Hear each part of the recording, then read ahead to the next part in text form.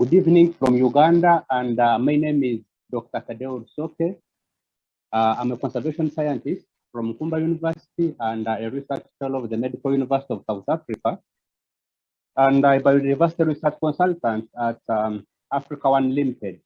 Yeah, let me try to share my screen now. Yes, please.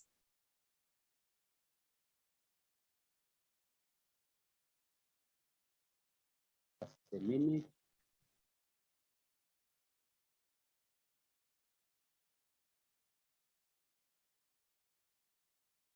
Yes, my speech is written, but you allow me to share the PDF format of it.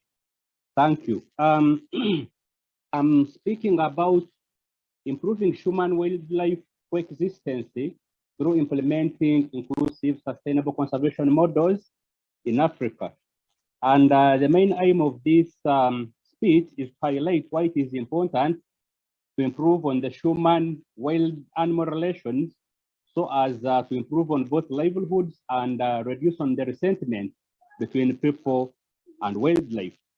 Ladies and gentlemen, it's an honor and privilege for me to speak at the Global Sustainable Futures Network Progress Through Partnerships Annual Conference, anchored on the theme for creating sustainable knowledge infrastructure and mobilizing the power of transformative innovations for policy and practices for society and environmental challenges. And I wish to congratulate the 1,000 members spread over 118 countries across the globe. And I also wish to congratulate you upon celebrating the first anniversary on the 30th of November, 2021.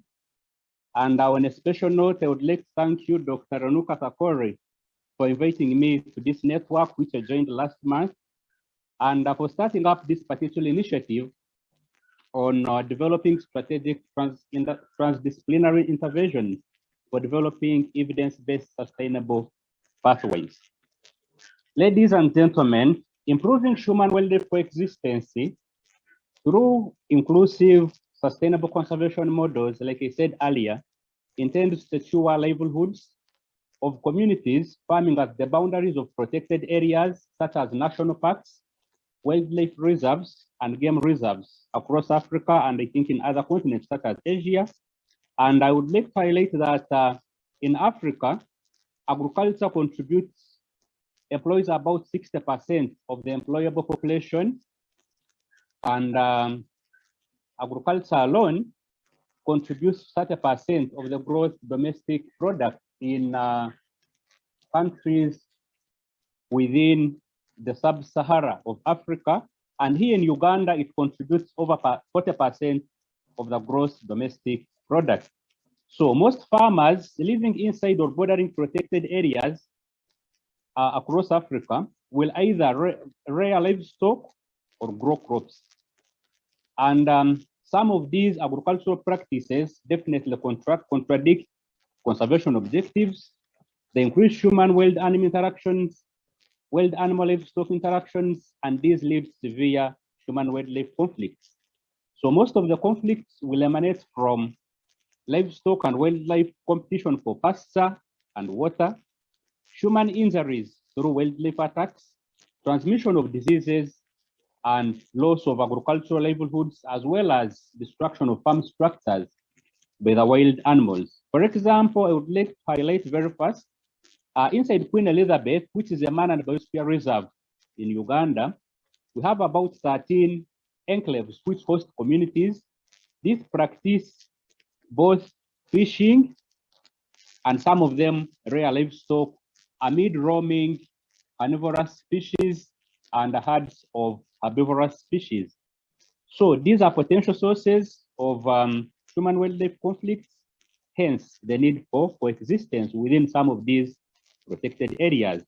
So the communities cannot be expelled from these protected areas because they have inherently lived in some of these enclaves, time immemorial. Like I had earlier noted, Queen Elizabeth is a man and biosphere reserve, and the need for humans and wild animals to exist to ensure sustainable livelihoods is imperative. I would like to take you back, highlight that the United Nations Education, Scientific and Cultural Organization between 1971 and 1975 launched the Man and Biosphere Reserve Program as an intergovernmental scientific program to establish a scientific basis for the improvement of relations between people and their environment, with specific focus aimed at identifying and assessing the changes in the biosphere resulting from human and natural activities in particular context of climate change, studying and comparing the dynamic interrelationships between natural and near-natural ecosystems and socioeconomic processes, ensuring the basic human welfare and a livable environment in the context of rapid urbanization and energy as drivers of environmental change, and lastly, promote the exchange and transfer of knowledge on environmental problems and solutions so as to foster environmental education for sustainable development. But despite of this initiative, human-wildlife conflicts have persisted.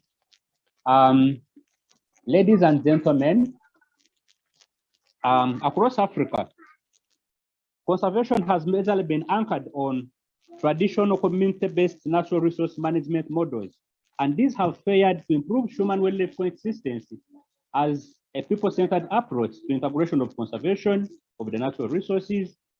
Community-based natural resource management models aim to overcome poverty, hunger, and disease. Now, inclusive sustainable conservation models are just complementary community-based natural resource management models. Inclusive sustainable conservation models are based on scientific evidence to improve human-wildlife coexistence, build community resiliency, mitigate crop damage by wild animals, enhance crop protection, and can also act as alternatives to compensation, especially for livelihoods lost to wild animals. Now, in this particular speech, I highlight the buffer crop farmers model, which is a qualitative model that comes from my PhD study that aims at encouraging crop farmers bordering protected areas across Africa to adopt and grow buffer crops or non-palatable crops to mitigate wild animals from damaging the agricultural farms. You will note that growing of buffer crops, especially those which are commercial in nature, such as tea, coffee, simsim, cat, and chili, enhance income of protected area communities and, of course, strengthen livelihoods. Now, this model was tested and proved to be effective by 68.5% in mitigating crop damage by wild animals, especially around national parks where farmers majorly grow crops. Buffer crops create a low conflict barrier and act as a buffer, preventing other staple crops grown by farmers from damage by wild animals that stray from national parks. Therefore, inclusive sustainable conservation models can reduce poverty among farmers bordering protected areas, enhance food security, contributing to zero hunger, and protect life on land, especially for the wildlife, through stopping resettlement of wild animals that damage farmers' crops.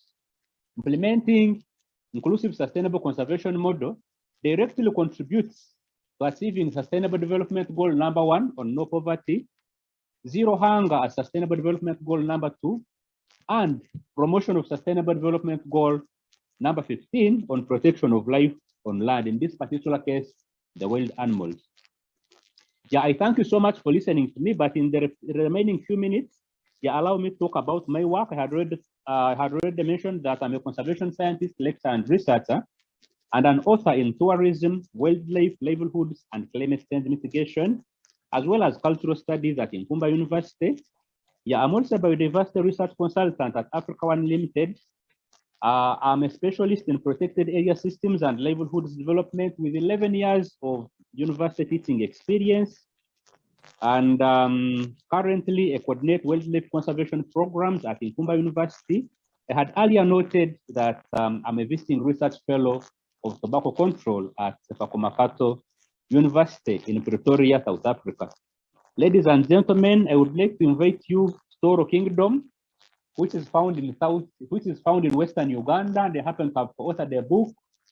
They happen to have authored a book on The Great Kingdom of Toro, a book that focuses on discovering the friendly people of Toro, their amazing culture, and hidden treasures. I thank you so much for listening to me. Thank you so much, and God bless you. Thank you. Thank you very much. Now I will invite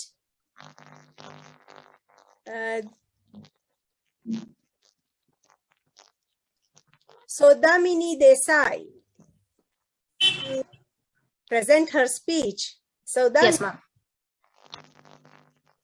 I hope I'm audible to everyone. Yes, you are. I'm just presenting my screen. Sure.